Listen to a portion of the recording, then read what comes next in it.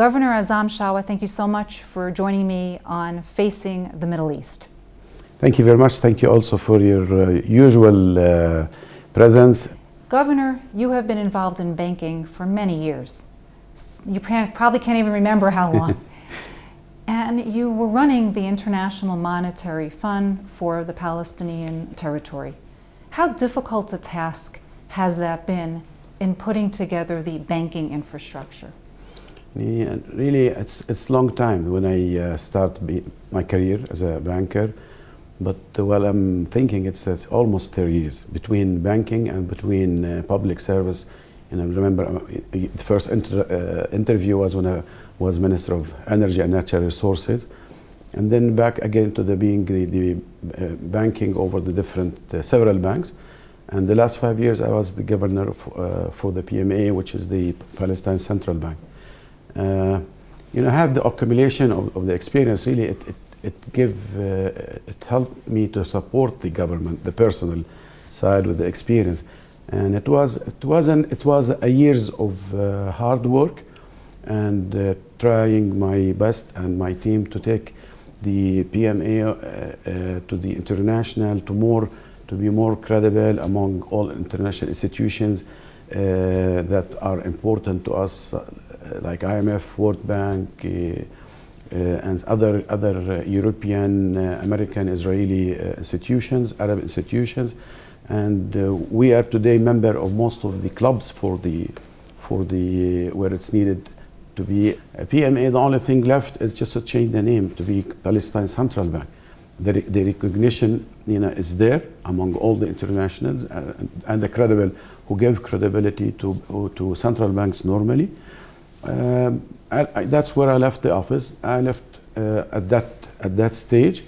It was a challengeable position. You have to go around, travel a lot, and also to convince everybody of your story and you are credible like everybody else. You've been short of cash at times.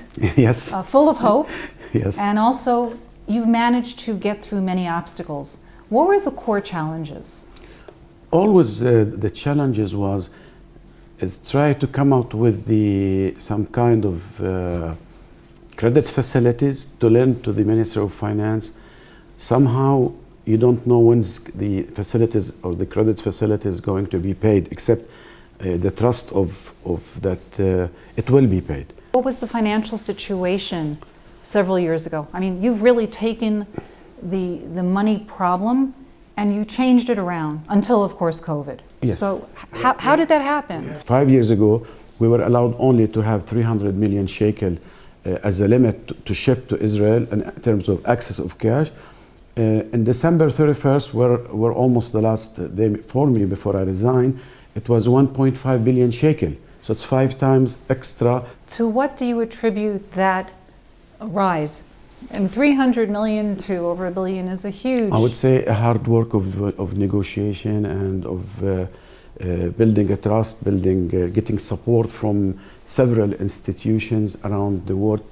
Not only just also I have to give the credit also to the Central Bank of Israel.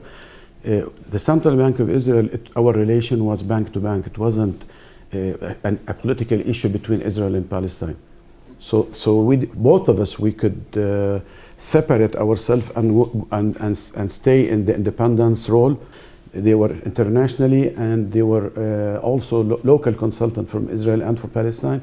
They work independently to show both the PMA and the central bank where the cash comes from, and it was proven that where's the cash comes. So it's more of the cross-border of every day. We're the only 2 countries that have real trade every day, regarding we like it or not.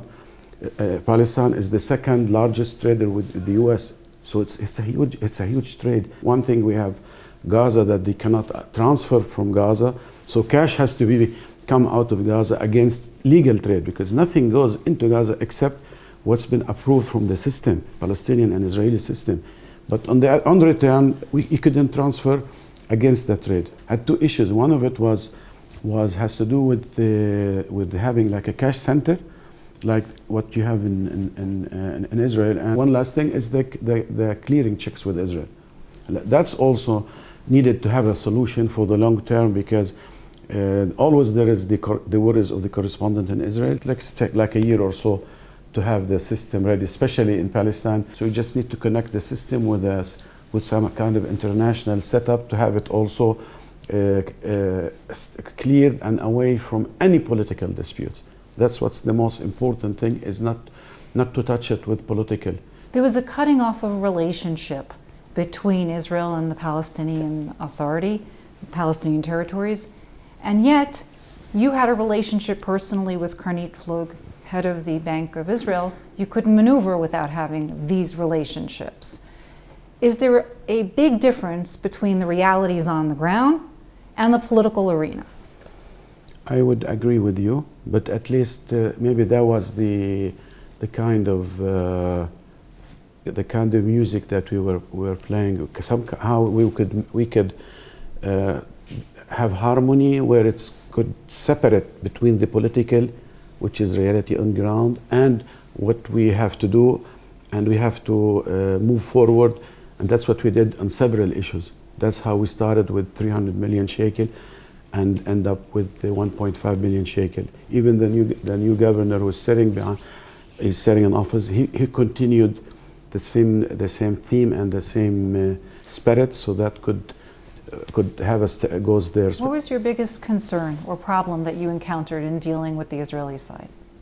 That suddenly in Israel you will have a party that wants to do a show-off, so they'll adopt something against the Palestinians where to have it publicized, and that will be up in the Knesset, and then a new law will pass, like several things happen. That was always my concern. For many years here in what's going to be the Palestinian state, there has been talk about your own currency. And yet when you go into money changers, as you spoke about, or you go into banks, you're talking about American dollars, dinars, shekels, of course. How do you maneuver?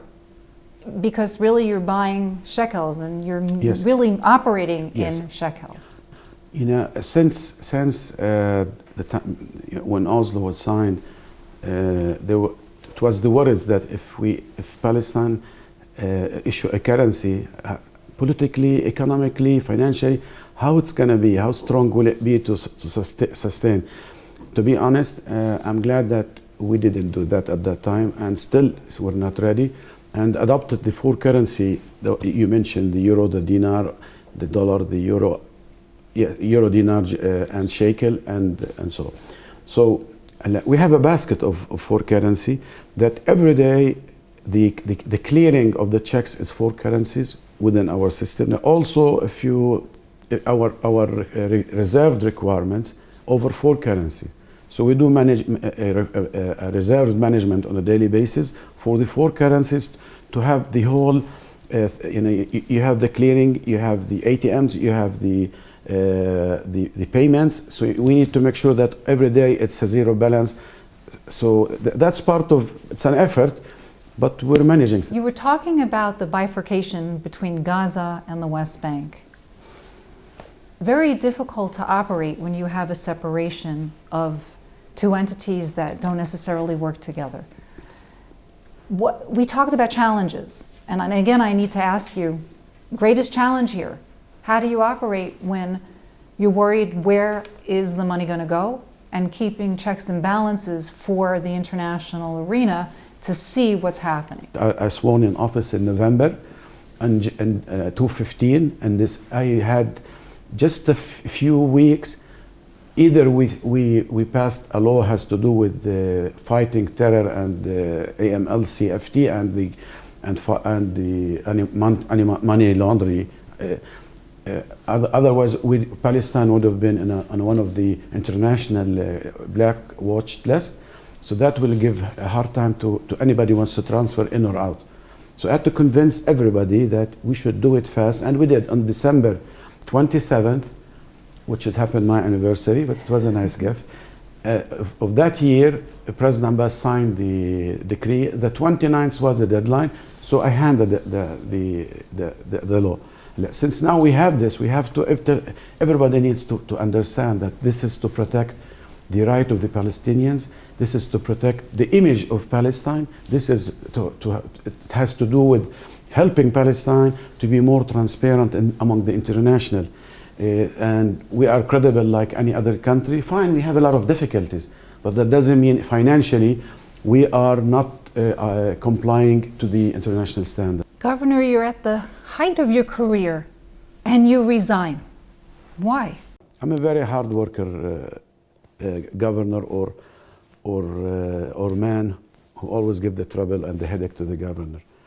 And I sworn in as a governor to respect the law and also to fulfill the law and to do anything according to the law. That's my mandate. So meaning anything I would do, it has to be according to the law. That's either the PMA law or the bank's law. That's the two major laws that I have to always have in my mind. So before I sign, it needs to be legal. Year 2020, we went into the dilemma that there was a military Israeli decision was signed out that you will go after any banks or bankers or whoever that deals with the prisoners issue. That will start in April. And in April, it was reality, and we have to face it like the law that was passed in 2019 in Knesset, the Israeli Knesset. And the political decision was we should fight to the end. So the good, we'll do, but we have to find a way. And they were initiated a committee. It was actually chaired by me, even though I'm the governor of the PMA. I shouldn't be chaired any committee that has to do with political. But President Abbas has served 15 years of a 4-year term. Elections are now being called. Do you think it's the right time? I think it's being late than never. There is never been the right time in Palestine. But really, knowing throughout the years, every time the election question was raised, but not everybody was ready for it. And I don't say that President, but I can show from seeing or being there close all of the year. No, he was always ready all the time. Never had the worries about him as a president. But it's the system, the region, the seriousness of everybody to go for elections. So maybe now it's the right time. There have been attempts for Fatah and Hamas to reconcile, at least 6 that I can think of. Why will this one work? It's the international are surrounding everybody and supporting everybody, where they really come closer to each other. But in order to make sure that everything will go to the best and to improve the life and the political life of the Palestinians, it seems everybody, after a long time, they realize that the only thing for us to reunion and to get united and just go for the elections, and we'll see that we'll have hopefully we'll have a new blood that will come to the political arena that also they will serve their country. Is President Biden's election a good thing? Yes, it is. Why? At least we have a new era. It doesn't have to be as beautiful as the Palestinians want, but it's a new era where we could have a new doors, new windows, new opportunities. Different people are going to be there in offices where they have a different way of thinking, different political agenda. Since President Biden has, what have we heard so far? He has a different agenda completely than Trump. And how good it is, where it will gonna take us? It's still too early. But from all what comes out of his team, it's a good thing. It's a good startup for the Palestinians, at least. I think for the Middle East, for the world. Separating the actual peace negotiations, there were tangibles that were going on here in terms of aid, in terms of projects. A lot of that stopped in the last 4 years. This is true. Do you think that you will see many more projects developing under the Biden administration? And what, for example, do you foresee? I'm seeing a different perspective, different formula of relation between the US and Palestine, of course, saying that this will take us to a different level of cooperation, maybe back and forth meetings in either in Washington or in Ramallah or any other places that could happen. And also that will take us to a different financial and investments that could... For example? USAID could come back and work on infrastructures, on all the projects. Remember, they were involved in so many things. It's not only for infrastructure, humanitarian, health, education, security, so many other several things. Palestinian people believe that President Trump was the mouthpiece for the Israelis. They felt that President Trump had the side of the Israelis, that he wasn't an honest broker. What would President Biden need to do to gain the confidence of the Palestinian people? Listening to the Palestinians, just listening to the leadership, to trust that what they tell him, not just if they tell him anything, just kind of wipe it off like if it didn't happen. I would say also we have a long history, and there are certain things that we were getting close to have a peace treaty with Israel, and then suddenly things will go dramatically wrong. I think also his administration, they need to look, because his statement, he wants peace in the region. He wants peace with Israel, between Palestinian. So he should, I think, his team look exactly where there was the real dispute to make it happen, and it'll be a success story in his presidency, which is, I think, it's very important presidency at this time. The whole world now are looking, not just Palestinians, China, Japan, Europe, so many other countries are looking at President Biden. If the U.S. Embassy is to remain in Jerusalem, and there's no talk of moving it, can the Palestinian leadership still move forward? I don't think so. There has to be something has to do with the American embassy. This American embassy, it's for Israel, it's not for Palestine. So there has to be something, and I think it's very important. If it doesn't, what happens to the next? It's going to put us in a dilemma again, like remember when President Trump started pushing on Palestinians, there was a decision not to deal with the consulate in East Jerusalem. So I hope not to see, I don't look forward to see that. What I look for is to have some kind of a balance in the relation. That's what we all of us expect from President Biden. Governor Shawwa, you trained in the United States. You studied there. Did it help shape how you see things here in the Palestinian territories? Did it change the way that you ran banks? Did it make you look at dilemmas differently? I would say yes. And I learned several things. One of it, it's you are a number that you have to build your credibility. Don't count on your heritage only.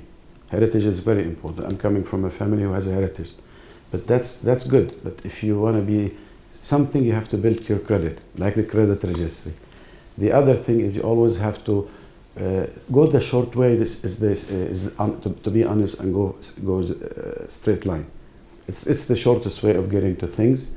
And maybe I grew up with numbers, so always have to think, and my brain has to function differently. But at least I would say also I learned how to present myself and my people while I was in the U.S. I also learned over there how to talk to people. The most important thing is you need to transfer what knowledge you have to you, so you understand it, so you can write about it or make an interview. It's very important. 2021. 2021. Where are you going? What's your next move? The sky is the limit.